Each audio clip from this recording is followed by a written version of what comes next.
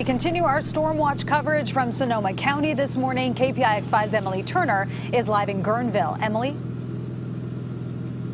It has been raining all morning, and that started really about 24 hours ago. But I'm going to hop out of the way here so you can see exactly what I'm talking about when it comes to the level of the Russian River. When we first got here this morning, the river was on the other side of that white barricade. You couldn't even see it. And now look how far it has crept.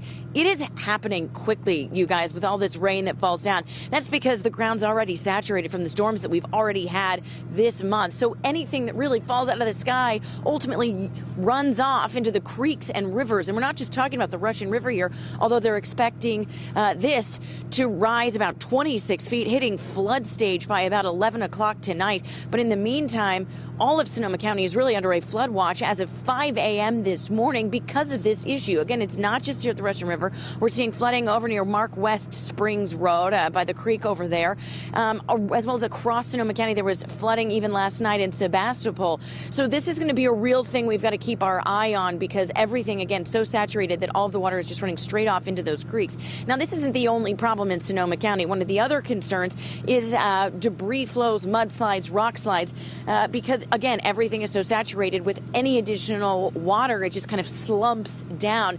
And as a result of this, the Sonoma County Emergency Operations Center is opening at 8 o'clock this morning in anticipation of any of these issues. We've already seen some minor road closures, a few slides here and there on those country roads. But again, that's going to increase throughout the day as this rain continues to fall, keeping a close eye not only on the Russian River, but also the Napa River that hit flood stage with that last storm. Certainly something we're going to continue to monitor. In fact, in the next half hour, we're going to have to move our truck because this river is just creeping higher and higher and higher. Reporting live in Guerneville, Emily Turner, KPIX 5.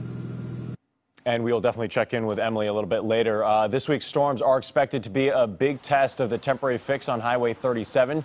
The westbound lanes were shut down for 6 days after a levee broke. Crews came up with a temporary solution to get the road back open. Emergency officials are hoping that holds up through the rainy season when they can develop a longer-lasting solution. Continuing our storm watch coverage this morning, Jackie Ward is live in Sausalito, where there's the risk of more mudslides there. Jackie. Kenny, we are on mudslide watch. Essentially, we're in Sausalito right now on Main and Crescent, and you can see behind me why mudslides are such a concern for this area. Check that out. That's not just debris. That is a house, pieces of a house in the middle of a roadway. And so earlier this winter, mud and dirt in the house slid down this hill because of all this rain. Today, crews will be out here installing what are called K-rail barriers, and they'll be placed on either side of Sausalito Boulevard where the slide happened.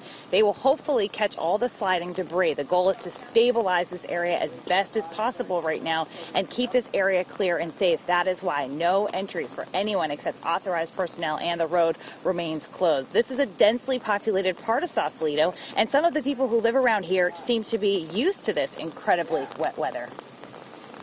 I think it's really very specific to where you are. I just don't feel that where I am right here, even it's only a few hundred yards down the road, I don't think we're at a tremendous amount of risk. The Sausalito Police Department, Southern Maroon Fire District, and the Department of Public Works will be out here patrolling this slide area and potentially other slide areas all day today. Yesterday, Marin County arborists were removing trees and debris, trying to clear the area, again, trying to remove whatever may get in the rain pathway. And today, they'll also be installing some sandbags in place on Sausalito Boulevard to try to redirect any of that water runoff because, again, we are on a hill, so all of this water is just continuing down in one direction. Tonight, there's a city council meeting. There's a mudslide report that will be presented there, and we'll learn more about how they're trying to stabilize this area and other potential mudslide areas later on. In Sausalito, Jackie Ward, KPIX 5.